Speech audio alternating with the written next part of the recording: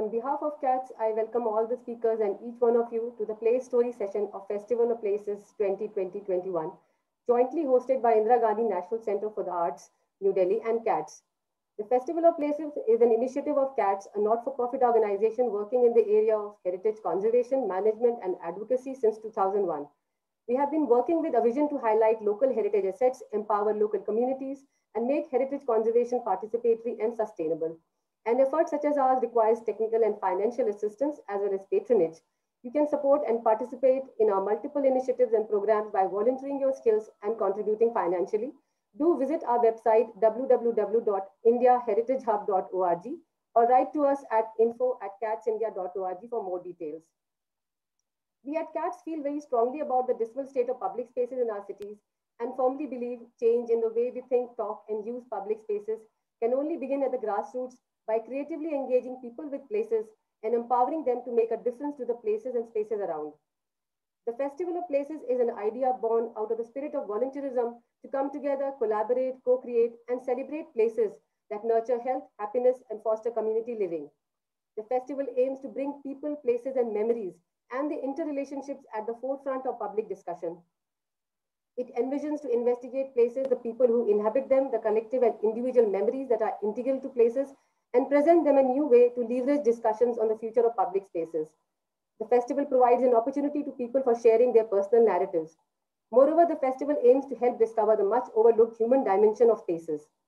The main highlight of the festival this year is Play Stories, a series of online storytelling sessions that help understand the hidden dimensions, multiple interpretations, and varied memories associated with places, highlighting their distinct characteristics as well as unraveling the bond that people have with them, a connection that lives through their experiences.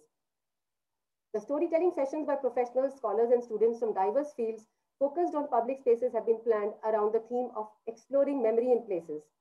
In our last Play Story session, we explored Lajpat Nagar Market in Delhi. The play storyteller for the session took us on a virtual journey of the bustling bazaar, navigating through busy streets lined with shops, vendors, and shoppers. The place expert for the session highlighted some very pertinent points about aspects of imageability of the place, nature of interactions, crowding, traffic management, as well as the need to strike a balance between market forces and aspirations of the residents of the place. Place residents added value to the whole narrative by sharing their priceless memories of having lived in the place.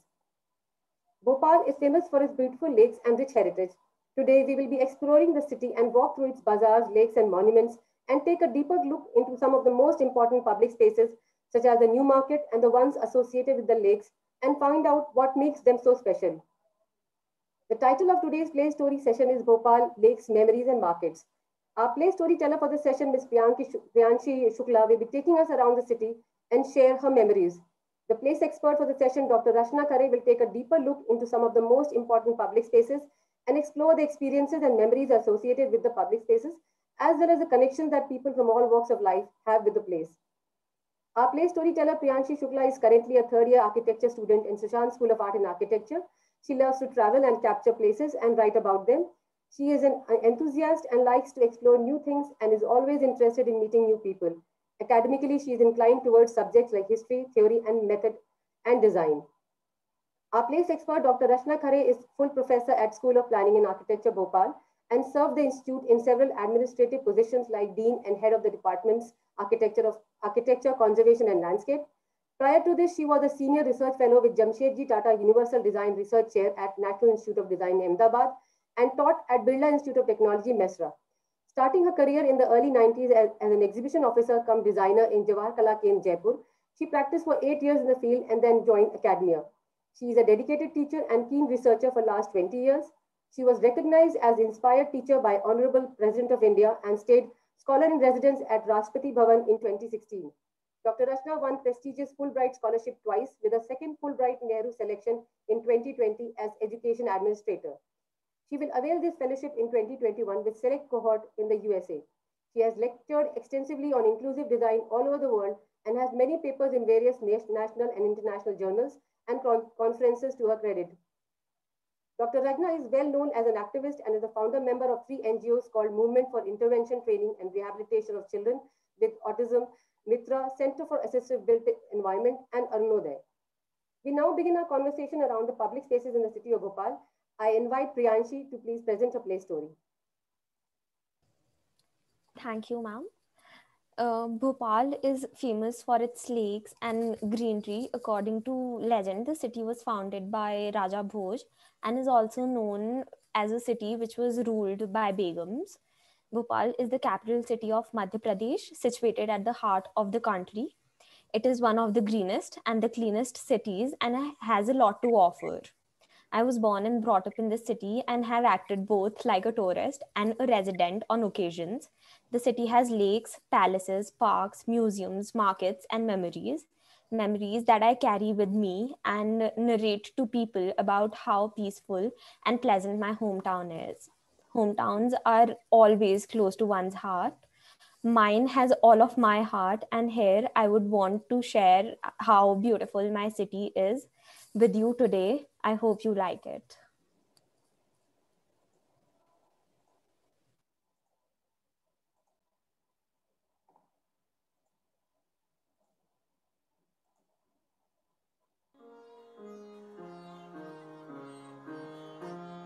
How does one describe his own city?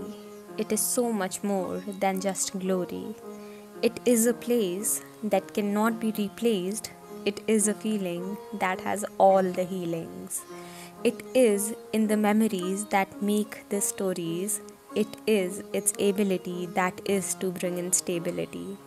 This is the city where I was born. It resides inside of my heart, and my heart in the city. Bhopal, which is situated in the central Indian state of Madhya Pradesh and is one of India's greenest and cleanest cities, was formerly part of Bhopal princely state, the second largest Muslim principality of the British Empire, and was founded by Dost Muhammad Khan in the year 1723, only after he left the Mughal army. The city, famously known as the City of Lakes, has had its fair share of adventures in the past century. Being part of this subcontinent would be one, as after partition, the city did not want to be a part of this country. Bhopal remained a separate province until 1949. The Nawab's absolute rule was abolished in 1952 and a chief commissioner's state was established. It was later in 1956 that Bhopal was merged with Madhya Pradesh and it replaced Nagpur as the state capital. According to a legend, in the 11th century, once Raja Bhoj suffered from a skin disease and all Vaidyas had failed to cure him. One day, a saint told the king to build a tank to combine 365 tributaries and then bathe in it to wipe out the skin disease. They spotted a place near River Betwa, which was 32 kilometers away from Bhopal but had only 359 tributaries coming together. In order to fulfill this shortage, a Gond commander, Kalia, gave the address of an invisible river and merged the tributaries of this river, hence Bada Talab. I were born into a joint family and we have had this concept of touristy weekends where we would go to places like markets, hearths, museums, one vihar and lake. Topping the list would be New Market. It is that place of the city that was famous way before the mall culture came into the city and is still famous even after the mall culture exists. The market was the center of the city for a really long time. It still is, but back then, this is what the new city had to offer to its people. I have been told that once this used to be the end of the city and had forest beyond this point. Looking at it now does not feel like that. The place also offers us with some of the most yummy treats that a city has to offer and would require us to come to this place all over again. As we travel through these roads back to the big lake, I have a few stories to share with you. Starting off with a person who has just moved back from a metro city. I was born and brought up in Bhopal. Living in Bhopal is a big task, especially after shifting from a metro city. It feels like a sudden shift from flying in an airplane to riding a bicycle. Having said that, the city still has a special place in my heart, a place that feels like home, where every stroke of wind in the air gives a nostalgia of better days and every ray of light is a hope for better tomorrow. Next up is someone who has some great words about the city. Bhopal, in my opinion, is a hidden beauty in the map of India. Bhopal is blessed with enormous numbers of beautiful lake. We have Upper Lake, Lower Lake, Shapura Lake, Motia Talab, and so many small lakes. The scenic beauty of Upper Lake is truly mesmerizing. Bhopal itself carrying so many historical places and natural beauty, geographical area wise is not large scale city, so tourists can cover many places in Bhopal with a shorter span of time, travel time. Adding to this, he shares with us what are his favorite spots in the city, where he likes to drive, and where he likes to go out with his friends. My preferred places in Bhopal would be Link Road for a drive because it's like one of the most loved road in Bhopal. Except for that, I usually go out for drives with all of my cousins and sometimes with my friends to Kaliasot Dam. Kaliasot Dam is basically a water body towards the outers of Bhopal, and it gives really picturesque views during the evening, especially the sunset time.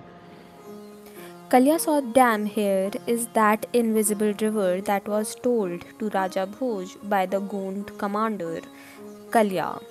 Formerly, the river was known as Kalya Shrod. Kalya was given to honor the Gond commander, and Shrod in English means discovery. So, the meaning of river was Kalya's discovery, hence Kalya Shrod. It is now known as Kalya Sod. While interacting with the locals of the city, I discovered that the most loved destinations are VIP Road and Shamla Hills, which are basically the roads surrounding the lake on either side. VIP Road attracts tourists as it has the view of Lake Raja Bhoj statue and has Gauhar Mahal on one corner, whereas Shamla Hills happens to be the host of most tourists because it has a couple of museums and one vihar on one end. Another feature that attracts the tourists to the city are the museums of the city. Bhopal, according to its size, has quite a few museums, namely Birla Museum, Indira Gandhi Rashtriya Manav Sangrahalaya, Regional Museum of Natural History, Regional Science Center, National Telecom Museum, State Museum, Tribal Museum, Golghar Museum, Rupankar Museum in Bharat Bhavan, and Shaurya Smarak. My personal favorite happens to be Bharat Bhavan, which is a multi-art setup inaugurated in 1982, was designed by architect Charles Correa. And Tribal Museum, which is famously known as Rashtriya Janjatiya Sangrahalaya, was designed by architect Revati Kamath in the year 2013. The museum has been divided into 6 colorful galleries showing the diversity of the 7 tribes of the state.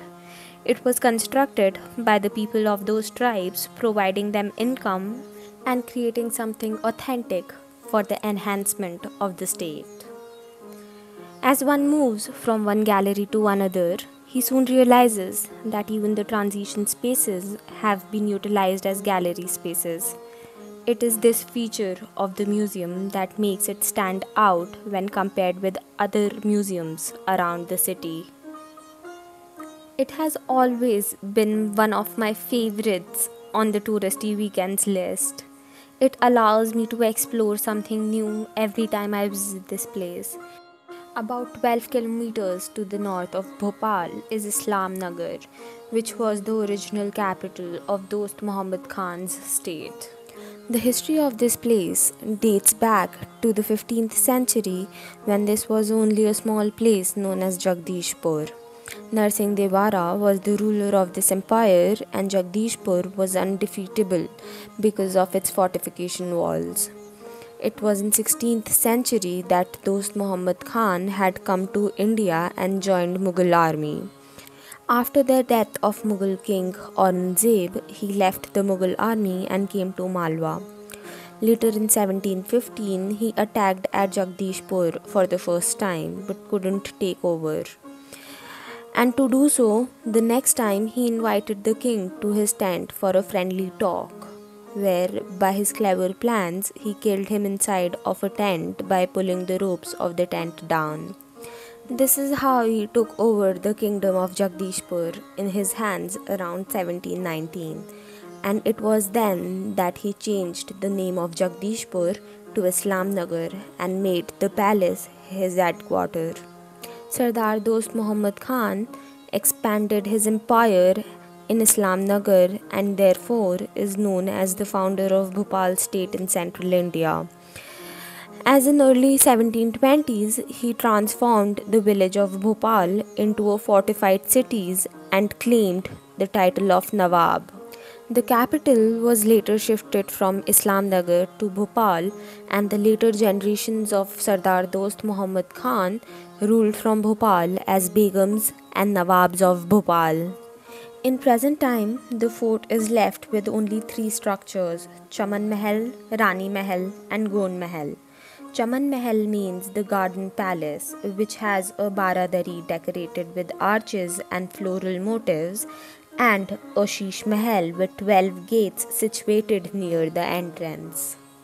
With 3 doors on each side, making it a total of 12, the pavilion has gates with semicircular arches and stained glass. Sheesh Mahal in Urdu language literally means crystal palace. One could only imagine what this pavilion looked like back in that era. It is now being used as a display space, displaying the history of Nawabs and Begums and the Islam Nagar fort. Sheesh Mahal complements the hammam and is lavishly decorated with floral motifs. A beautiful charbagh surrounds the palace and its pavilions. Amidst luxuriant gardens and fountains stands the red sandstone structure with lovely columns and arches adorned with floral motifs. The palace depicts an amalgamation of the Rajput, Mughal, and Gond style of architecture. Charbagh is a Persian and Indo-Persian quadrilateral garden layout based on the 4 gardens of paradise mentioned in the Quran. It has a central fountain with water channels running in all 4 directions. The garden is divided into 4 parts by these water channels. These can also be seen in Taj Mahal, Agra Fort, and a lot of other Mughal structures. Hammam or the bath has the sitting rooms, bathtubs, dressing rooms, and an excellent central heating arrangement by hot water circulation through copper pipes. The hammam is centrally crowned with a dome and was illuminated by a colored glass skylight. Once used for hot baths or vapor baths, the heating arrangement is at the backside of the hammam, where the chimney was placed for water heating purpose. The whole interior was richly decorated with colorful inlaid pietra dura floral designs made of white marble. Now, in the 21st century, rather 2020, not much is left in Islam Nagar except for the fortification running through the green farmlands and the 2 beautiful palaces that Dost Muhammad Khan built. After coming here almost after a decade, I would say this particular monument is a hidden gem. It has a lot of history of its own. I remember coming here as a kid for picnics with school. As a kid, listening to the history of this fort did not fascinate me. I thought of it as stories.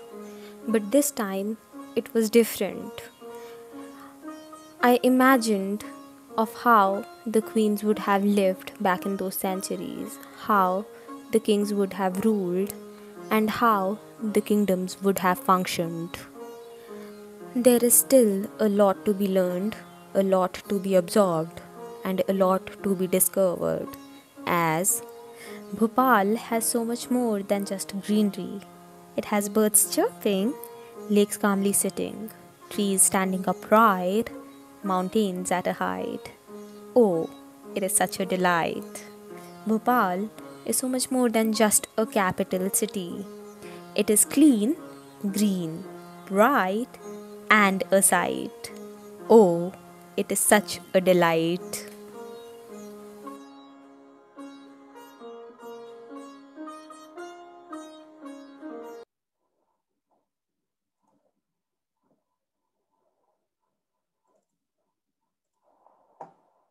Thank you so much, Priyanshi, for taking us through the city of Bhopal, covering the important landmarks. And I think I should mention here that Priyanshi has actually made all the effort to, cover the lovely places, as well as the background music that you heard was actually played by her and her mentor. So, and that was Rag Bhopali. So that's quite, an effort by a student. So I think that's very interesting. Now I will invite Dr. Rachna Khare to share with us her understanding about the important public spaces in the city. Thank you, Urvashi. Am I audible? Yes, you are. Yes. So very nice, Urvashi. I really appreciate the way you have covered different public spaces in Bhopal. It is very hard to choose one place in Bhopal because there are so many things in Bhopal to share with everyone. I like the way you have described New Market. You started with the lake. You talked about a tribal museum. Then you also have shared some beautiful moments of your family there in Islam Nagar. These are beautiful pictures. What a lovely, way of spending weekends and family and the holidays with families in such places. Unlike you, I am not born and brought up in Bhopal. I came here. I was born and brought up in Lucknow, another city which is very similar to Bhopal in several ways. I came here only in 2010 when we moved, and we have been living in several countries, several cities, several states, and we have worked in several places in several roles. And then came in Bhopal in 2010. I came from NID Ahmedabad, and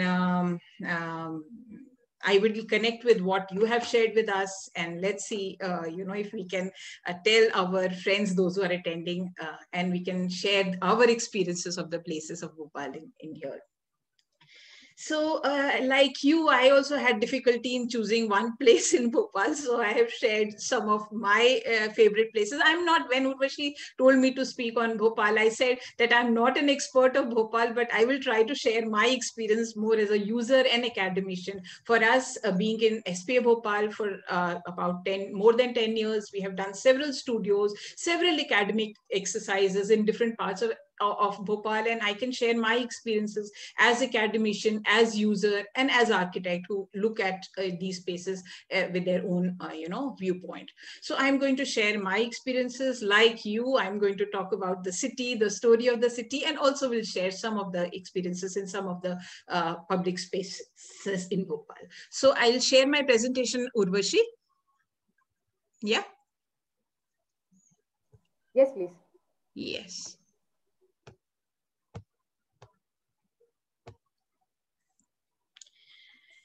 Yes. So in my background, I would also like to mention that other than academician, as academicians, I also have done some work as part of Center for Human-Centric Research, where we work on people, the needs and aspiration of people, and how to translate those needs and aspirations into design. So that way, appreciating spaces and connecting with the people is again some of the things that we do often. So welcome to the City of Lakes. Bhopal, just a minute, I will just move this scroll bar. Yeah. So Bhopal is, as most of you would know, but to start with, I will just share the location, some of the things which are, part of the description of Bhopal, and also I will share the story of evolution of the city of Bhopal, and then I will come to the places of my choice. So Bhopal is part of state of Madhya Pradesh. It is centrally located in India, and then it is again centrally located in the city of Madhya Pradesh, Bhopal. We have another big city near to us, which is Indore, and Indore is, if we call Bhopal is administrative capital, Indore is economic capital of Madhya Pradesh. Bhopal city has this is the municipal boundaries of Bhopal. We have another planning boundaries surrounding it. And then we have, this is the district of Bhopal. So Bhopal is, which is Huzur called, and then you have another one.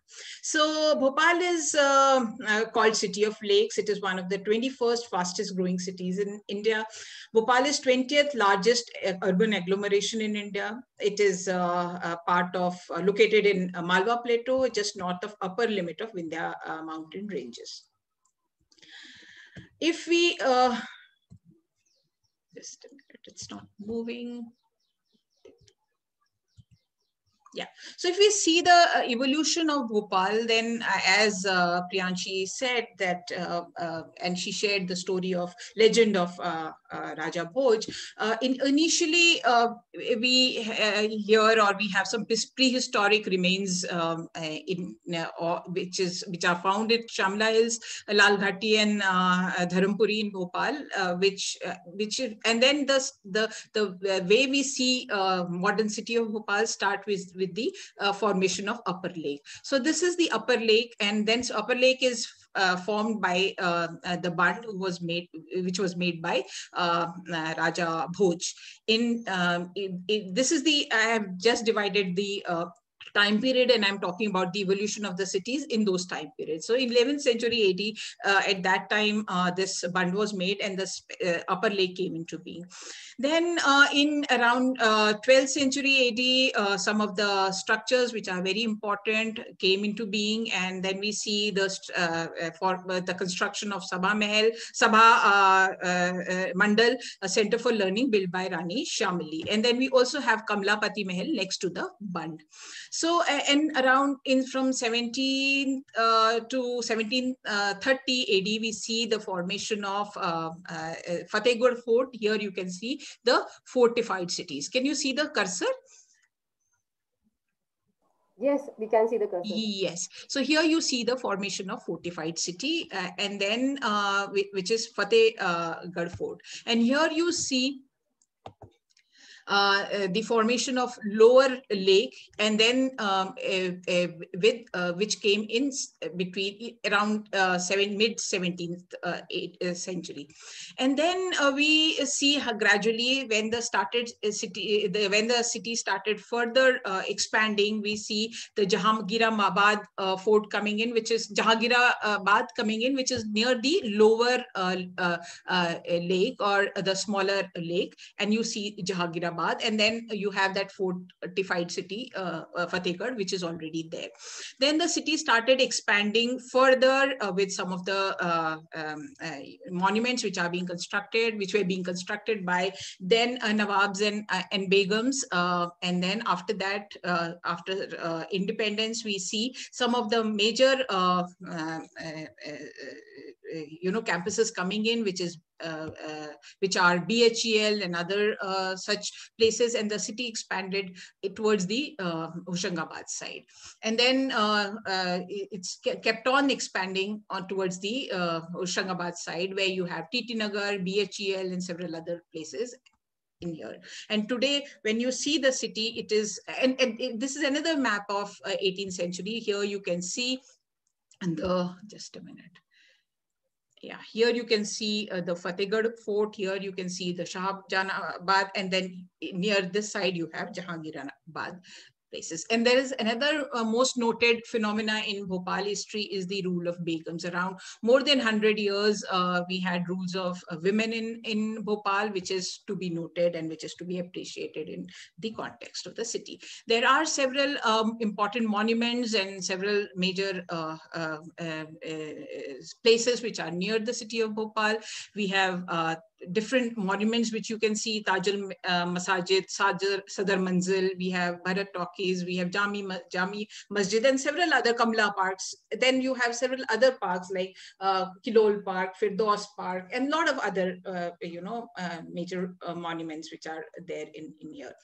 Then we also have two major World Heritage sites around Bhopal. One is Sanchi, and the other one is Bhimbetka, which are around 1 hour distance from Bhopal. A lot of people come to visit these places. Other than that, you have Udaygiri. You also have, other than Indore, we also have Ujjain, which is a city of Mahakal. It is one of the Jyotirlingas and one of the Shaktipeeth. A lot of people go to Ujjain also. We have airport at Bhopal, where some of it is now better connected than many other than the previous times. So this is the present master plan, not present master plan, 2005 master plan of Bhopal. Here you can see the way. Here you have the lake and the lake edge. Here you have that walled city, and you have that lower lake here, and we have airport here, and then the city is expanding towards the Hoshangabad side. And we also have these roads which are going into different directions. So after 2005 master plan, we have another master plan of which came as a draft to be implemented in 2021, which remained as a draft. Now we have another master plan, which is a draft version of 2031 master plan, which is, and the objections and the feedbacks are invited on 2031 master plan. And this was released just, in first week of March. So when we see the demography, we have mostly, as I said, Bhopal is administrative capital. So we have a lot of people, those who are into services like different kinds of services, different offices. And we have not such so many businessmen like we have in Indore, but we still, so my, reason to say this is because we have people, those who would like to spend their evenings. There are those who belong to different campuses, different organizations. We also have a good amount of, a good mix of Hindu and Muslim. We also have other religion people like Jain, Christians, and other, people, those who belong to other religion as well. We have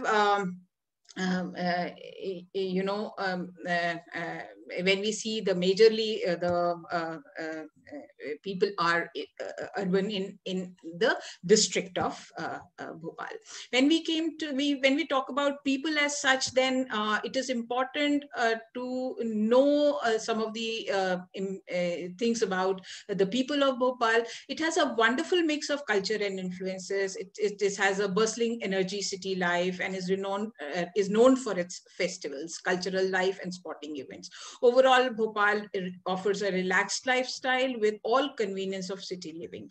The following are the drivers of city life: cultural heritage. We have different, historic buildings, fortified city. We still have remains of those old parts of the city. We have cultural hubs, those which are museums, those which are cultural centers. Priyanshi talked about Bharat Bhavan. She also talked about the cultural heritage site of Islam Nagar. We also have several natural features. We have lakes, as we have already mentioned. There are several other lakes other than Upper and Bada Talab and Chota Talab. We have festivals like any other city in Bhopal, but there are certain local events also which needs mention over here. There are melas like Kumpi Hapohar, we have Lokrang, we have some of the local festivals also, which are very interesting in the sense that I never heard of them before. Like you have Izdama, we have in Bhopal, this is very unique. You have certain things which are which represent the local identity, but at the same time we have, like for example, I will say some of the local cafes. We have Starbucks, we have Cafe Coffee Day, but at the same time, Sagar Gare, Cycle Wala Soup, Namak Ki Chai. There are so many. They're top in town. There are so many initiatives which are being led by local entrepreneurs, which are very popular in Bhopal. There are hotels. We have Marriott. We have such kind of chains, but at the same time, some of the heritage hotels which are popular in Bhopal are Noor Sabha, Jahanuma, which are very interesting and very popular here. We also have some of the events, festivals like Gyaras, which are typical to Madhya Pradesh, and maybe even in the larger region after Diwali, we have some other festivals which are similar to such kind. The people, those who are local people, are known with. You must have heard about the character of Surma Bhopali of Sholay, who was a very innocent fellow and again these are connected with the public life. He used to कहते हैं ना वो गप लगाने वाला एक बंदा होता था, and it is again related with the mehfil and so many other people, those who are around you and you talk about your life events with them. Batolapan, Zarda, and chai, Patiyabazi. Patiyabazi, again, when I came here, I was, very curious to know about Patiyabazi. So this term comes from the stone slabs. Stone slabs were used together with the chai wala people in the daytime. They were being used by. This is a typical, phenomena of the old city, and then these old patiyas were being used by chai walas for the people, those who used to come for a cup of tea in their shops, and then in the evening after and late evenings it was being used by local people for intellectual discussions, and during the changing rules and during independence, a lot of such stories are there about Patiyabazi. So you can imagine the kind of people and the kind of social life and the kind of, these are some images. This is an interesting image from of Rahagiri Day. There was an initiative around the lake to revive the activities around the lake edge, where people were invited and vehicles were stopped, and they used to do several activities along the lake. So public spaces are vital ingredients of a successful city. They provide sense of community, civic identity, and culture. They facilitate economic development. The dimension of public spaces are physical and social. People are very important component of public spaces. People realm include all public, accessible to and used by people. So we can say public spaces are the spaces which are made for people, and it is made by the people. So when we say people, who are these people? People, not people as numbers. People are not just statistics, but people are men, women, elderly, children, people with different social, cultural, and economic and linguistic backgrounds, people with different conditions, people those who have disabilities, different any other temporary limitations, people with different situations. They may be stressed, they may be happy, people with different kinds of moods, those who want to spend their time shopping in such places, or they want to do it for their festivals or for some events at home. Maybe people, those who would like to, who are just stressed and they want to stroll around and take out their stress in such places, roaming around with friends, talking about different topics which interest them. There are different types of public spaces by size, by scale, by activities, ambience, enclosure. There's so many ways that we can define the types of so here in my presentation I will talk about how important are people in their activities in public spaces in urban area, how these relationship is changing in the contemporary scenario, what are the reasons for this changing relationship, and we'll explore 3 examples of public places from Bhopal. I will explore them as user, as architect, and as academician. So these public spaces that I have chosen One is, New Market, which Priyanshi started her presentation with. She said it is one of the happening places, one of the, places which she visited often, and definitely it is, one of the most happening places in the city.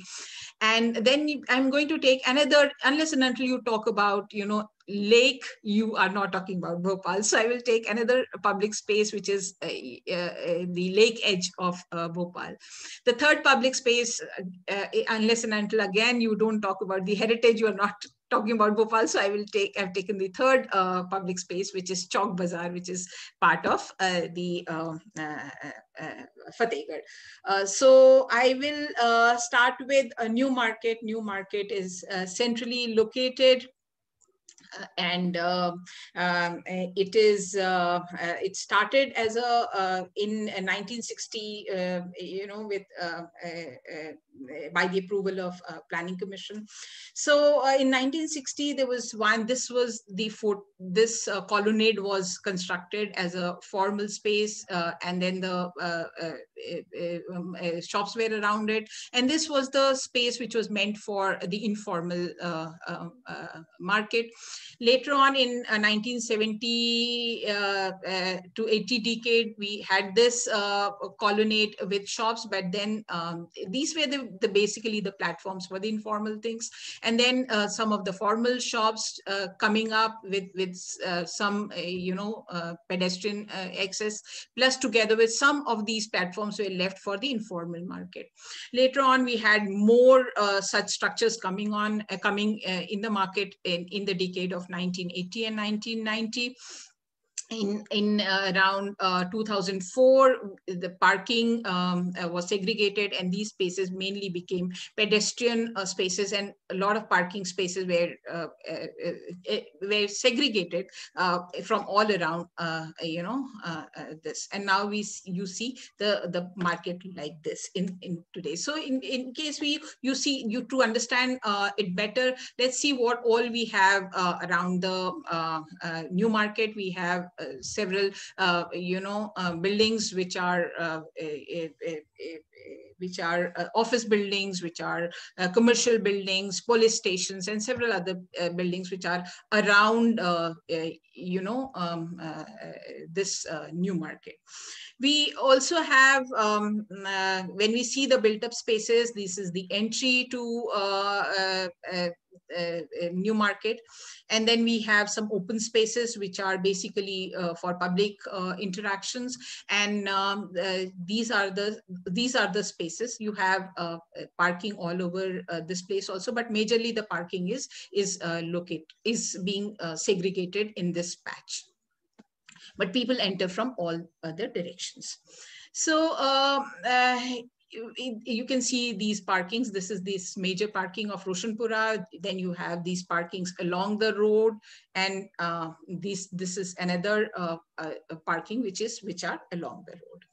So these are the sidewalks. You have sidewalks and you have colonnades. We have sidewalks on the other side as well. This is a picture of a colonnade, and you can see how people move around that New Market, and you have all those formal shops around this place. In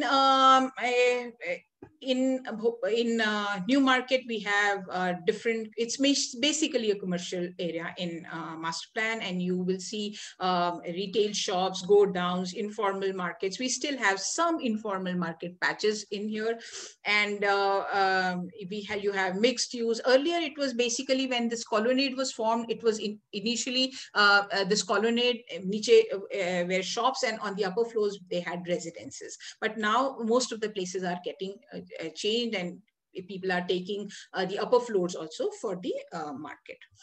There are some important landmarks. We have one Hanuman Mandir in this public space. We have one masjid in Jama Masjid in this place. We have one most happening place, which is Stop in Town, and ice cream parlor, which is at this place.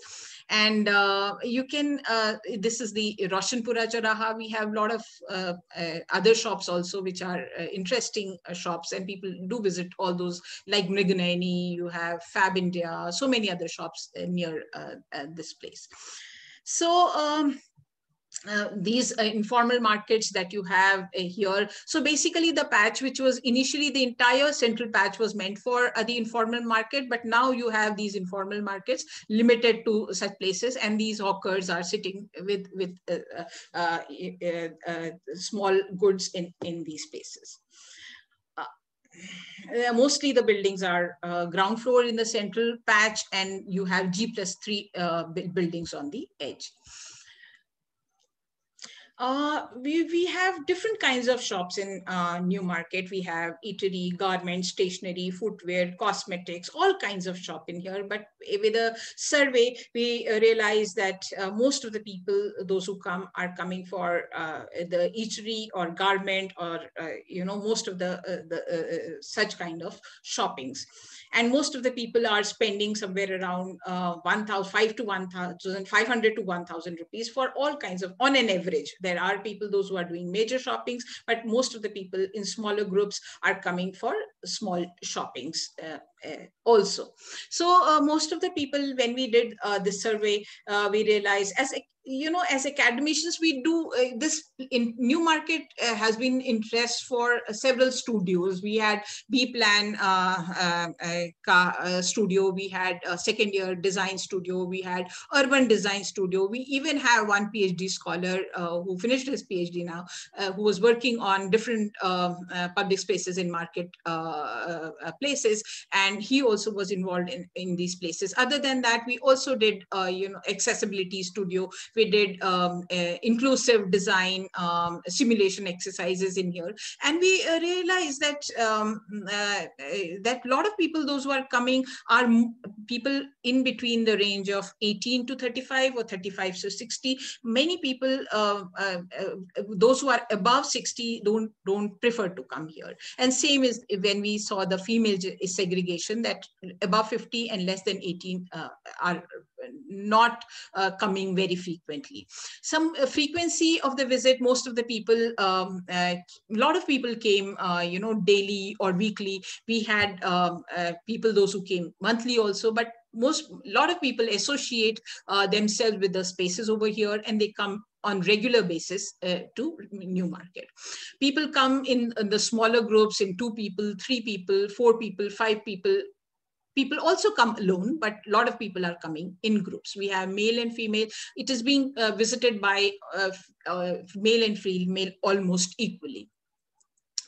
So this is the view. Here you can see the parking. These are the pedestrian accesses. And this is the temple that I was talking about, Hanuman Mandir. This is the masjid which is, visible. So there are public spaces around these landmarks. So this is the colonnade, just to give you an idea. This is the kind of informal shops you have here. So now I'm going to talk about the public space, which is in the center, which is how it has changed over the period of time. So this is the public space which is around Hanuman Mandir. You have a wonderful visual connection from the different lanes which are reaching to this place. And this is the area which is which I'm going to talk. There are several activities which are happening. You have hawkers, you have panwala, you have ice cream parlor, you also have an eatery. It's a happening place. The entire space, you can see, this is the boundary of the space. You can see the shops. This is the temple. You have the shops here, but you have several other, informal activities which are happening over here. Earlier, it was more, happening place with so many shops around this area. People used to come for a longer period of time, but then this whole approach road change. We had BRTS coming in. Now we had parking over here, but now you have fast moving buses which are moving from this direction. A lot of chaos over here, because you also have, this is the entry of new market, you have a major conflict point here. You always will see people running around, and imagine in such cases the plight of people, those who are elderly, those who are with disabilities.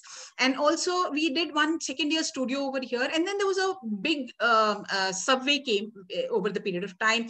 So now people, those who used to sit here with their informal or the hawkers, there was a big drive to remove the hawkers from, or encroachment from this place. And the market, which had a big chunk for informal market, now they are being removed. And our students, second year students, were so moved away by this. And a lot of people with disabilities also were a part of this informal market. And after they were being, their stalls were being removed, they started begging in front of this new market. And they were so moved away by the entire phenomena that they even made products, even made thelas and such kind of things which are easy to remove when the police walas are coming. So they even thought about such kind of scenario. So you can imagine how the public space changed with this intervention of the subway. Now this is basically a place for circulation. Nobody's allowed here. The hawkers are being moved away from this. You can see some beggars over here. This place was very happening place. I have even seen some of the most rare jadi booties and rare fruits available over here. People from the villages, they come and they put their things here. But now they are all being seen as encroachment. Now and then you can see some of the places which are the pockets from which were meant for informal market. Now you can see the high and which are no more limited to the ground floor. Now some of such structures are also coming up. Now there is another major phenomena which is going to happen in here. This is the new market, and this is the part of the smart city project. So here with high FAR and high ground coverage, there would be a major change in new market. And we are going to see these places changing. Every public space in new market has their own story. So these spaces which are meant for different groups are there is despite so many shops, you don't have proper place for toilet, you don't have drinking water facilities, roads are because, and then you are making, and then you remove the hawkers, because, and then you say they are the ones, those who are doing encroachments, they are not leaving the spaces for the pedestrian movement. But in case you are going to take their space away, and then you are not designing for them, then how do you expect them to leave space for everyone and sacrifice their living?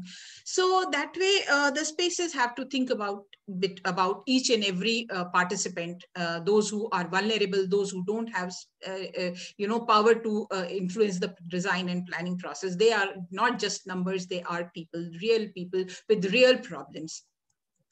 So for us as academicians, even the change scenario will be an exercise to study how it is affecting people. But now I will move to the next public space, which is the lake edge. Here, I will not go into the details of these public spaces and will talk about the changes which are happening and the reasons for these changes. So this is the lake edge. We have some public spaces here, and then it is culminating into one vihar. We also have boat club. We have parks. We also have on the other side of the road, we have Kamla Park and Firdaus Park, interestingly, a park for women. So this is the lake edge. You have different, this is part of some of the things which I have taken in my early examples are from different studios which I talked about. This is one of the examples from the landscape studio where people studied this entire lake edge, the activities which are happening over here, the different kinds of views that you have in here.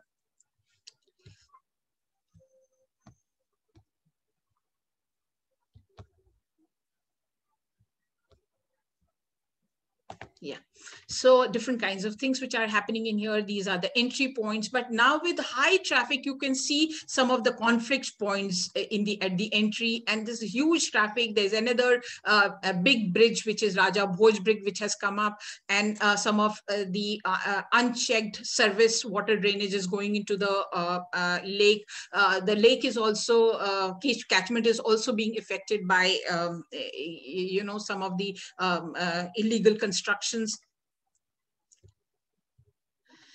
different activities which happen around the lake edge, right?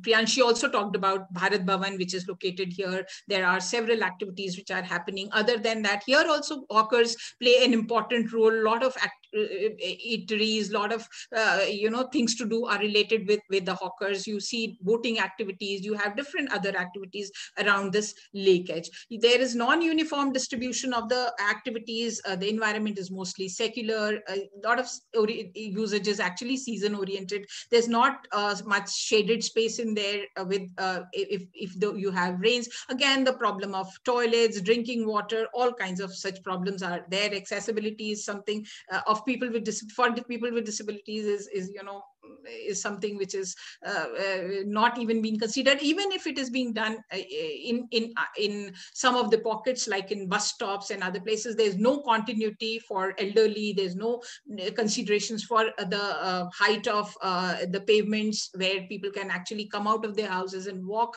So here also you can see the different view that we have, the spatial analysis, the different kind of you have parking, we have different vegetation and different pockets where different kinds of activities which are happening. When we do visual analysis, again, there's a lot of scope, a lot of potential for the visual connection with the lake, but then again, it is not being properly exploited. In the evening, it basically becomes an activity where a place, entire lake edge. Boat Club has several activities. I shared with you a Rahagiri Ka initiative, a lot of other activities, but then there are several other places which can actually come out of their buildings and can do activities in the lake edge, like you have Bharat Bhavan, you have Museum of Man. A lot of activities can actually come in the lake edge, and which will become more happening places, because in the evening they become deserted and safety becomes an issue in the lake edge. There's no continuous connection, safe connection in the entire lake edge as well. So you can see the kind of traffic that we have along the way. This is Boat Club. We have a boat club and a lot of activities. Boat club, there's a major, a boat club in here, which is because of which it is called Boat Club. A beautiful place, a happening place. Again, a lot of people. Again, you see a Top in Town, which is a local initiative. Hawkers have their places, a lot of activities, a lot of people, such kind of things. Horse cards are also there. Some of such pictures I have. So again, some of the things which are happening in Lake Edge. Now I will share with the Chowk Bazaar, another place which is part of the historic city of Bhopal. This is the old map which I shared with you. This is again a space. You have 4 entries: Peer Gate, all such Peer Gate, Jumeirati Gate, all such places from where you enter. Vehicles are actually going from here. It's 2-wheelers are allowed inside, and then this is the major public space which I'm talking about. This is the Chowk Bazaar. These are the gates which I just told you. In case you are going, when I came to Bhopal, at that time I had my different stories about all these public spaces. I will share them in the end. So these are this is the public space which I'm talking about. This was majorly a residential area, which is now majorly a commercial area. You can see an old master plan. The spaces are initially they were ground floor G. Now you see mostly G+3 structures, because now with increased FAR and spaces, now the spaces, and you can see the kind of conditions in condition of the structures in the spaces. Most of the construction, most of the heritage structures are in absolute rundown condition. They are not safe, but still lower areas are being occupied by the shops, and upper areas still we have residential which are meant for this is main Jami Masjid, and then you have a lot of shops which are actually part of the Jami Masjid, and these are being rented out. You have several different kinds of shops. You have the jewelry shop, different other shops which are around this place. I will show you another picture, which is very interesting picture. You can see gradually these spaces are becoming extremely crowded. I told you about the old city, the Patyabazi, the kind of mehfils and the kind of public engagement people had with the space. Now the entire thing is changing. It has become a major or very busy commercial hub. These are spaces are being occupied, which are nice, public spaces are being converted into parking. People are walking, ekdam sat ke bide ja rahe hain, and these are all congested lanes which hardly have any time for hardly have any space for people to stand for some time and interact with each other. These lanes get all the more busy during festival times, during Eid. We also have Jain Mandir. We also have a temple over here where, because of other than the masjid, the major masjid that we have, you can see the parking, you can see, the kind of clutter that you have here. Again, the parking and the space, which is actually a nice public space where several activities which are actually making a public activity to happen, public interaction to happen, are actually being sacrificed because of the crowding and because of the things. So what makes a place a great space? This is a reference from a PPS project. Sociability, uses and activities, linkage, comfort and image, which is associated with people and their activities. They're the people, those who are diverse, people, those who have women, children, people, those who are engaged in street life, people, those who want to spend their evenings the spaces which are welcoming. For access and linkages, you have proximity. The spaces have to be connected, walkable, convenient, accessible. Places which have historic connection, images which are connected with the historic cityscape, city line, the places which are attractive, suitable, walkable, safe. Uses and activities include activity, fun, vital, special, different kinds of instead of thinking about the people, we are just thinking about the urbanization. And these are the things which are making these relationships to change over the period of time. Rapid urbanization, high ground coverage, high FAR, permissions, which are making places very congested. Traffic is becoming very congested. People, those who are, causing crowding in these spaces, the spaces which are not meant for informal markets are being encroached upon by, because they don't have spaces to any other space to go. Under or overutilization, like in Lake Edge, you see underutilization of the spaces. Here you see overall utilization. Here in New Market and also in Chowk Bazaar, you see overutilization of spaces.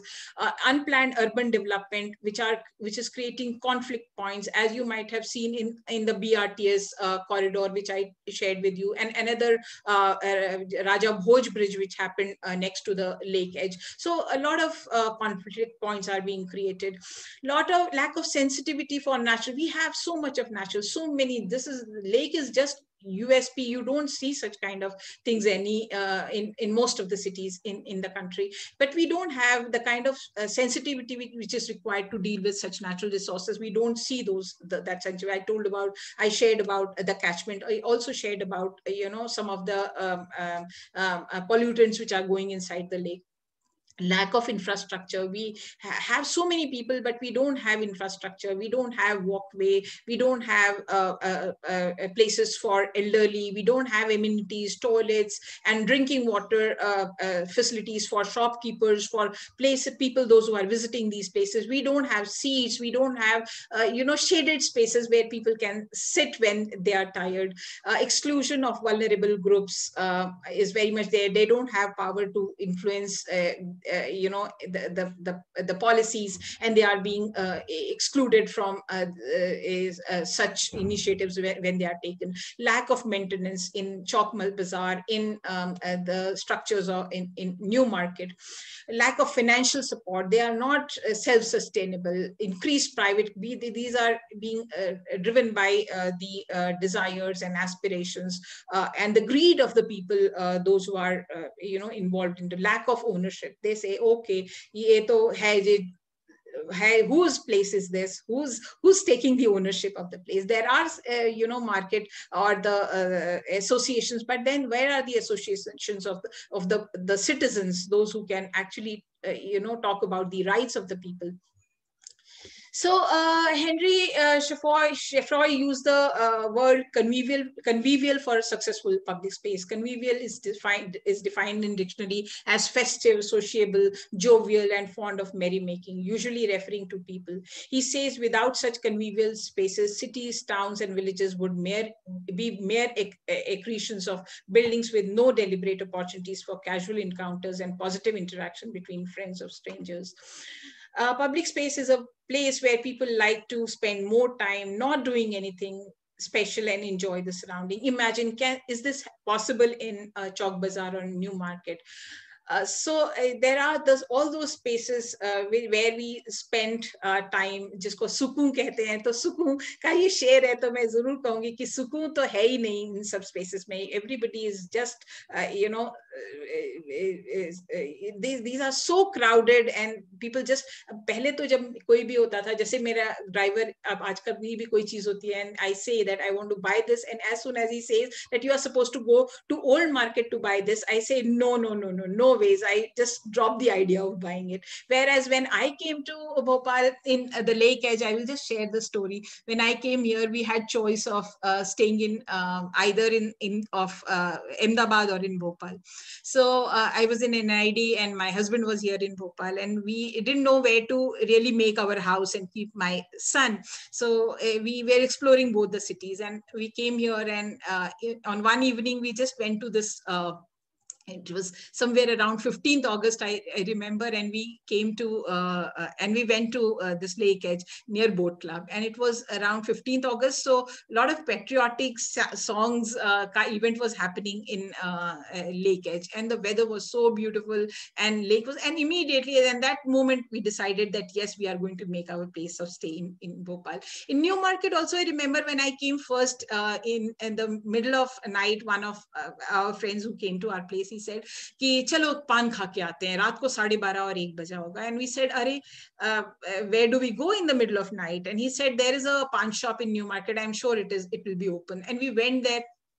And imagine the kind of safety and the kind of environment we had in New Market then. It is not a very, old thing. It is just some 12 years before. And he said, Ki, chalo chalte. And we went and we saw around at 12:30, 1 o'clock, a group of girls from SPA were there. And girls and boys. And as soon as they saw us, they greeted us and said, Ki, sir, hum hostel mein nahi rehte, hum to bahar hi rehte hain, so that we don't say anything to them. So imagine the kind of safety and the environment and the comfort people had in such spaces. So वो सुकून तो शायद अब धीरे धीरे खत्म ही होता जा रहा है. And I thank you so much for your time. I don't know if I have exceeded the time which was given to me. I acknowledge the studios and the teams of different studio programs and subjects at SPA Bhopal. I also acknowledge the different activities that we have done from Center for Human Centric Research at SPA. In case you have any questions or you want more information, there was so much stuff which I could not share because of the time. But in case you are interested in any of these public spaces and you want to have material on this, please connect with us. So thank you so much. Thank you, Dr. Rachna Khare, for this very elaborate, journey through 3 very different public spaces in Bhopal. One which is a very contemporary one, and then the lake edge, which is very distinct, and the old city, of course. And it is very interesting to see how different scales of spaces change within these 3 examples, and the intensity of usage and how people interact with these spaces, the amount of sociability that a place actually provides. We have in our audience Tapan Chakravarti. Tapan, are you there?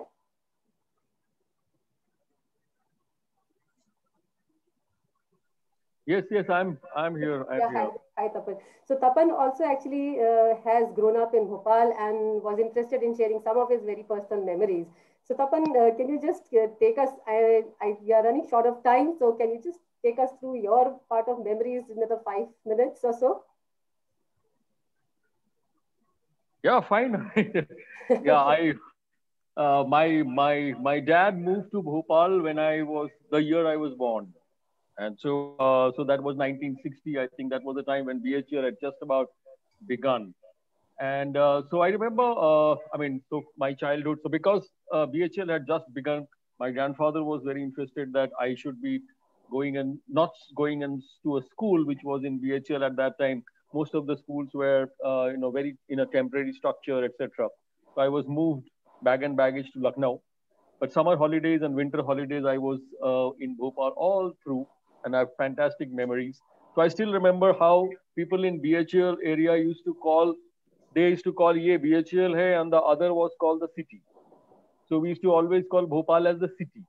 And I remember every Saturday, my dad and some of the neighbors and all that, they would take their bicycles and go from. I we used to. I mean, our house was in Govindpura at that time, and from Govindpura, they would cycle all the way to the central part of the old city. They call city Itwaras and Budwaras.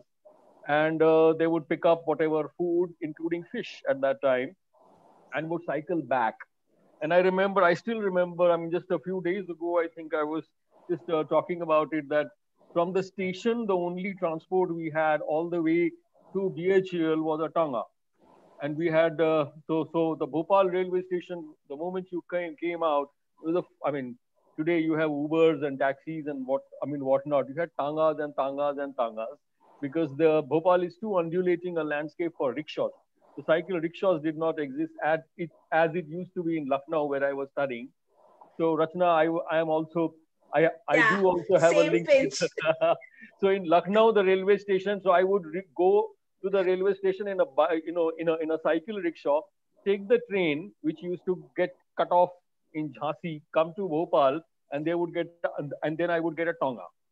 So I mean this the travel on the Tanga all over, including the areas around the lake and all that later on. I think that was something fantastic, and I think that an outing to New Market in those days was a big thing.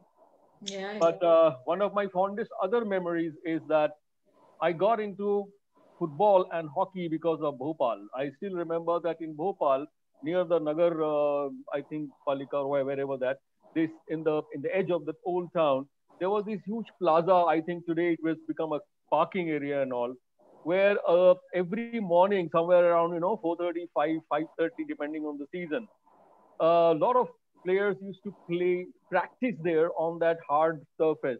And I think even Aslam Sher Khan, I first saw him, Aslam Sher Khan and Mumtaz Malik, etc. They were actually used to practice there. And what was interesting was that Madhya Pradesh, Madhya Bharat, and Bhopal had therefore, three hockey teams who used to play at the country level or in the national sort of games. I don't know what happened to that culture, to that practice. So we used to play football, and BHL we used to have a tournament, and people from all over, including cities from around Bhopal, they would they would come and they would participate in these matches. So Bhopal was a fantastic hub, and we understood Bhopal as three pieces. So as I said, that the Bhopal city, which had its own sanctity, BHEL, which was another township, a world in its own, and the new Bhopal with TT Nagar as its centroid, and the bus stop was called Teen Shed. And so these three, like a triangle, was what we understood at that time as Bhopal. Today, lots of other development has happened. The spaces between these three have now been built up, and you can't really make out where the difference was. But I remember that between the old city and BHEL, around the Bobda Pul, there used to be nothing. And so at night, if you wanted to travel there, people would actually feel a little scared. Similarly, between BHEL and TT Nagar, because Arera colony was still not happened. So between these two, there was nothing. So there was these nothings which were there between these three, which have been filled up, and now Bhopal has become much more homogeneous. So that's what it is. What I feel bad about is that the BHL has probably gone down in its work. And the last time I visited Govindpura, the place where I spent much of my childhood, played football and all that, it's like a Khandahar. There are houses after houses after houses. Nobody lives there. The window panes have broken. The door shutters have come out. There is jungle there almost. The weeds have grown all over. So there are certain pockets that have sort of deteriorated, but there are other areas in Bhopal which have really, really grown. If you've seen these photographs and pictures of the boat club, uh, is absolutely fascinating places. Those who are not there, at that time. But so I have lots of memories. I can go on and on, but I have been given only 5 minutes, so that's how it is. But I think Priyanshi, you've done a great job. I like the kind of videos that you put up, and so I still remember Islam Nagar. We went there once, and it does. It seems that it has actually become better. The ground and that all that has definitely improved. And Rachana, your presentation, well, always something to learn from. So wonderful. Thank you, everybody. Thank you, Urvashi. Thank you, Thank you, Tapan. We have just about time to take one question. Manju has put up a question. Manju, would you like to unmute and ask? Yeah, sure. Can you hear me? Yes, we can. Rachna ma'am, my question is to you. Yes, please. That we talk about, you mentioned very correctly the issues that we face in terms of public spaces. They are being constrained because of the urbanization pressures. My question is very simple and direct, but maybe the answer is complicated. I just want to know that how in the urban planning practice today, the way we are into the aspect of two-dimensional planning, land use planning, and we see place as a two or three-dimensional, entity. So just to ask you, what would be the best way to shift from a place-specific approach to a people-specific approach in urban planning practice? Yeah. Yes, a simple question, but answer is really, really tough. So I would say that we have to go with a two-prong approach.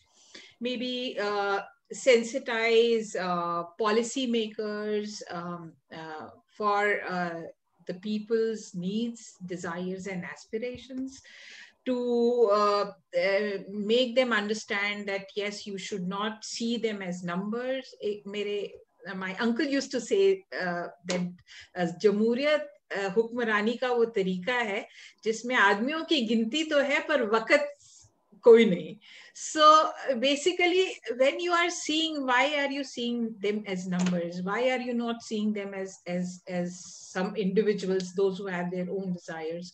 Why we are not making them participate in the planning processes? So social participation becomes a important. We really have tools to make this happen? Are people really empowered to do this and equally participate in decision making? So even empowerment, the other prong is to empower people, to make them know their rights, make them that yes, this is what we can achieve in case we are participating in the processes. So there are policymakers, even if when they try to engage people are not interested and they don't give time. They don't even know what are they supposed to do. They are only bothered about कि मेरे घर के आगे नाली नहीं है, मेरे घर के आगे road नहीं है. They are not really they are not empowered. They don't know what all they can do in case they are participating in. So on one side, sensitizing the policymakers and planners, and on the other side, making people understand and empower them with the knowledge that yes, in case we are participating, then this is the difference what we can make. So when you are asking, when you know the rights, then only you'll ask for those rights. In case you'll say कि ठीक है, अगर toilet नहीं है तो it's okay. मैं जाता हूँ और मैं old people, they don't go to the market at all. Whenever I go with my mom, we always go and we say hello, we have come to look for something, and then we say भैया अपना stool दे दीजिए. She'll sit down for some time and then only we'll see the stuff. So that way, we are adjusting with everything. We are not asking for our rights. So that is the another problem. And we have become like numbers. We have given to the fact that yes, we are numbers. So why should we? Thank you. Absolutely agree. Thank you. Thank you for the insight. Thank you, Rasna ma'am. Thank you, Priyanshi, for your very interesting video. With this, we come to the end of this play story. I'm delighted to share with you all that since our first play story session on 10th January 2021, we have come a long way in the last 3 months, covering 12 unique public spaces in the cities of Delhi, Saibabad, Shantiniketan, Kolkata, Guwahati, Vrindavan, Nakodar, Gwalior, Jaipur, Banaras, and Bhopal. The play storytelling sessions hosted 14 play storytellers, 29 place experts, and 3 place residents. The journey all along has been very enriching and engaging, giving each one of us an opportunity to listen to storytellers, experts, and residents talk about their experiences, memories, and learnings. I would like to take this opportunity to thank IGNCA New Delhi for hosting the Festival of Places along with CATS, as well as all our 14 knowledge partners, UNESCO New Delhi Office, Institute of Urban Designers India, Delhi NCR Center, World Resources Institute, WRI India, Rahagiri Foundation, Placemaking India, Story Shala, Vastukala Academy, College of Architecture, Sushant School of Art and Architecture, Sushant University, DICE VFS School of Entertainment Arts, Mumbai, Faculty of Architecture and Planning, Parul University, Department of Architecture and Planning, Indira Gandhi Delhi Technical University for Women, the Truth Institute of Innovation and Storytelling, Path Architects and Planners, Auroville and Olympiad Success for their patronage to the Festival of Places. I would like to extend my special thanks to Chairperson IUDI DNCR, Mr. Vikas Kanojia, Dr. Amit Hajela, Director, College of Architecture, Vastukala Academy, and Dr. Vibhuti Sandeep, Dean, Sushant School of Art and Architecture, and Director, Architecture, Planning and Design, School, Sushant University, for their passionate support to the festival. I'm ever grateful to our mentors, Mr. Arun Kumar, Chairman CATS, and Vice Chairman, Mrs. Archana Srivastav, for their support and encouragement. I am sincerely thankful to our team members, Architect and Urban Planner, Ms. Manju Basaya Pundir, Architect Shelly Nathpal, Architect Soumya Jolly, Architect Atulya and Abhi, and Architect Tejaswini Rai, who volunteer their time, energy, and mind space to fuel this festival in the making, one that will surely be widely circulated in times to come. I would also like to thank each one of you. Some of you have been religiously tuning into our play stories every Sunday, giving us the much needed enthusiasm and energy to keep going on. I would now like to invite Dr. Amit Hajela to please share his experiences and memories of this event with us.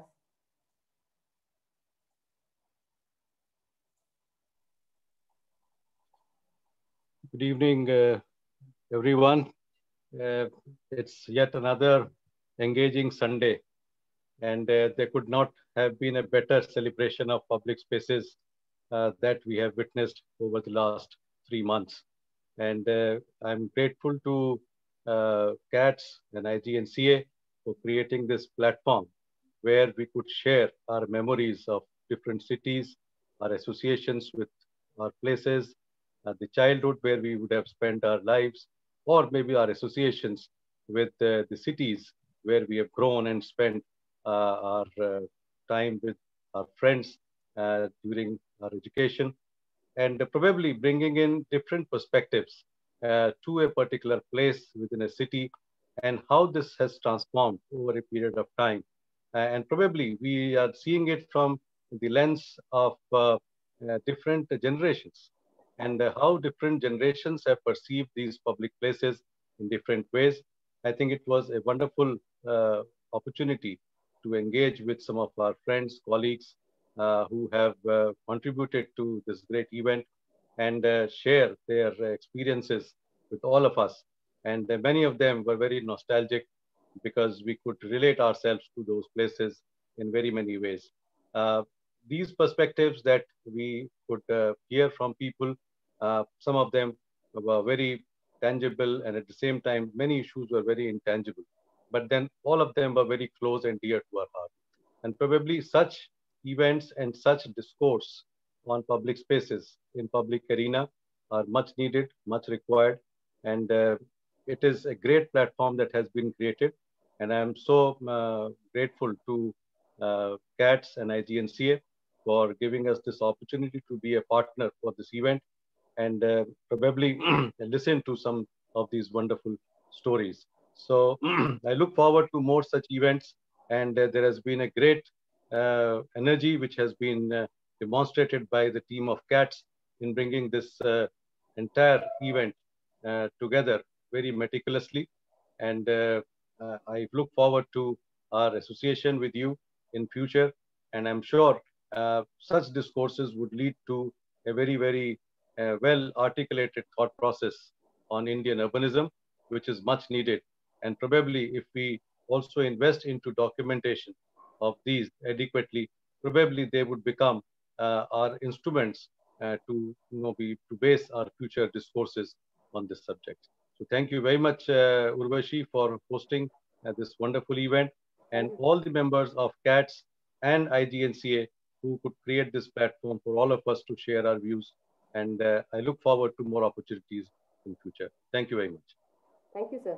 I would now like to invite Dr. Vibhuti Sandeep to please share her experiences with us. We have been very grateful to Sushant School of Art and Architecture because many of the students have actually participated in our festival and have very enthusiastically, shown their interest in the study of public spaces. Thank you, Urvashi.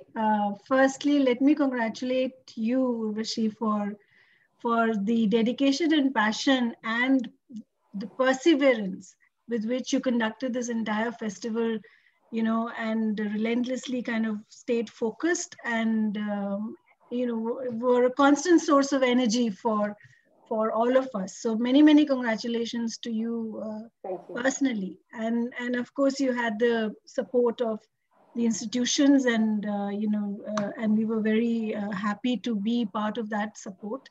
And you also drew out the best in our students, and I'm grateful for that.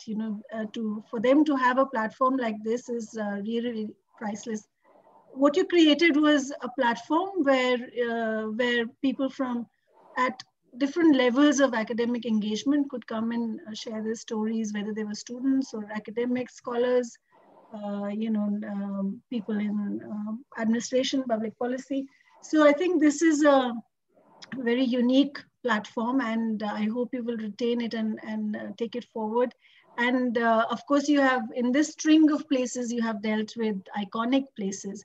And there is a kind of, hidden layer to every iconic place that only the insiders know. And maybe a series like that of, the secret places of the well-known places would be quite interesting. And there's so much one can do.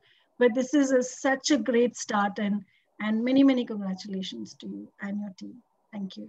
Thank you so much. And of course, you have given us new energy and inspiration for another series of hidden life of public spaces. So thank you so much for that. And now I would like to invite Vikas to please share his experiences with us.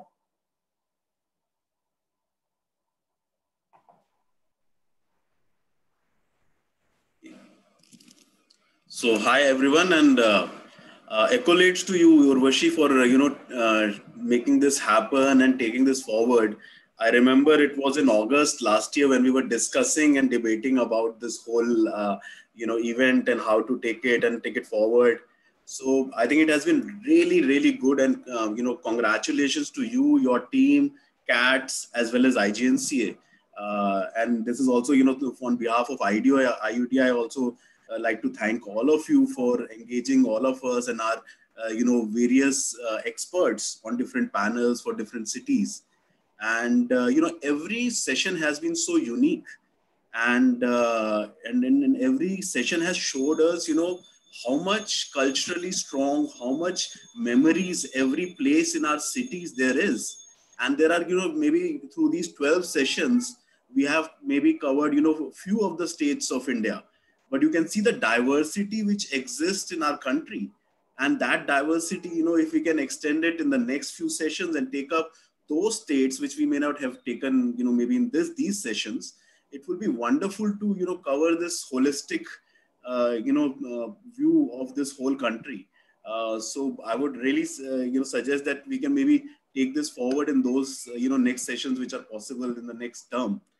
And, also what has also come about, what we discussed was also these interdisciplinary discourse, which this platform has really enabled. And, with all the collaborators, you have the best of the people on your panel at the moment, and universities. So you could actually get, people from varied, disciplines, and they have really enriched all the kinds of sessions that have happened. It has also, opened up, discourse where things have been discussed,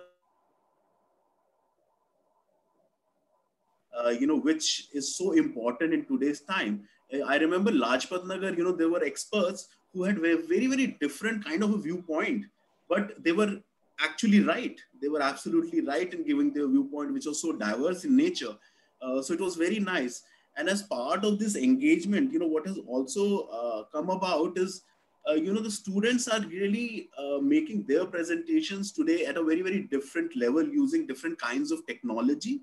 The way, they are also, engaging people, the way they are also using the kind of graphics that they're using. And also it was good that some of the professionals were also, from outside India. I remember Deepor Bill, there was a expert who was from, I think she was in Italy, and her presentation was very, very different in terms of the graphics that she showed. So it was very interesting to even note the kind of, variations that they were coming in terms of the, presentations, the way they approached people. And I think the best thing, I think, which has happened probably, from February onwards, is basically the engagement with local people, where you got the local experts on the panel. I think that was very important, and that really connected to the place.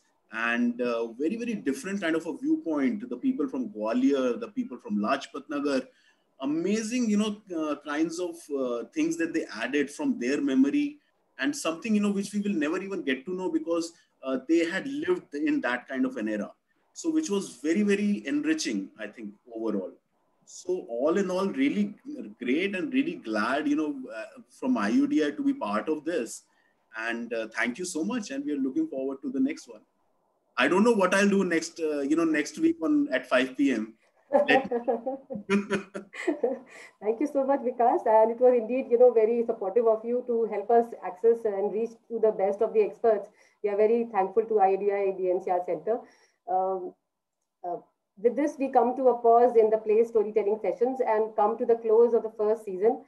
But please don't go away. We are going to be back very soon after a couple of months with another round of very engaging and captivating play storytelling sessions, this time by young and budding filmmakers and animation specialists and experts taking a fresh look at how we think, express, and talk about public spaces.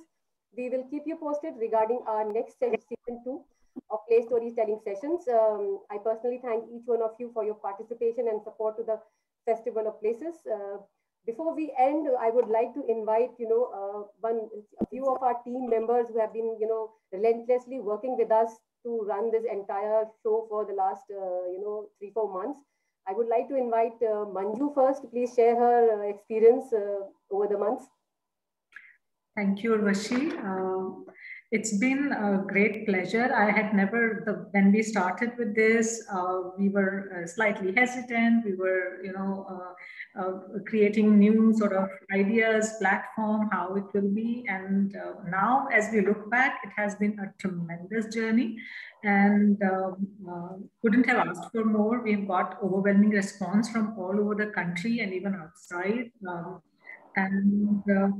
I think we've had very, very mindful and meaningful discussions around places, which is the need of the hour today, as to how to involve local residents and young professionals and place experts.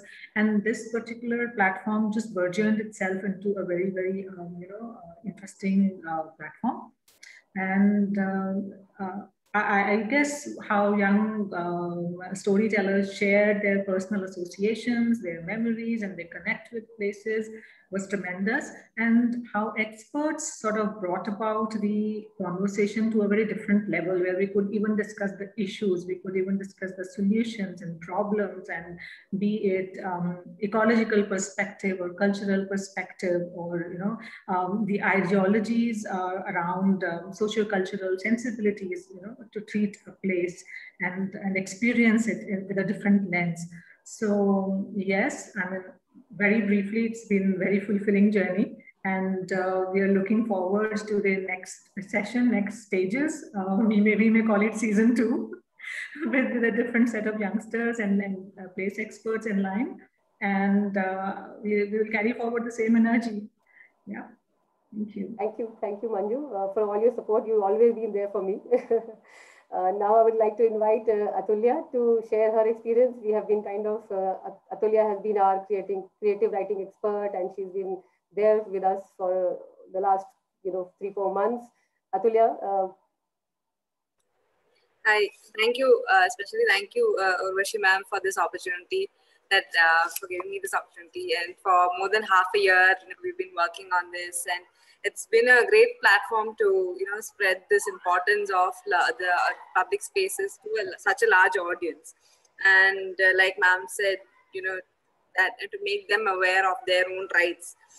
And so many times I feel that such discussions are limited to academic circles, and the larger public that actually use the space are left out many times. So for me, it was this oral storytelling medium itself that that could bring so many people together. That was the best part about place stories. So thank you so much, and I'll be looking forward to work with you again.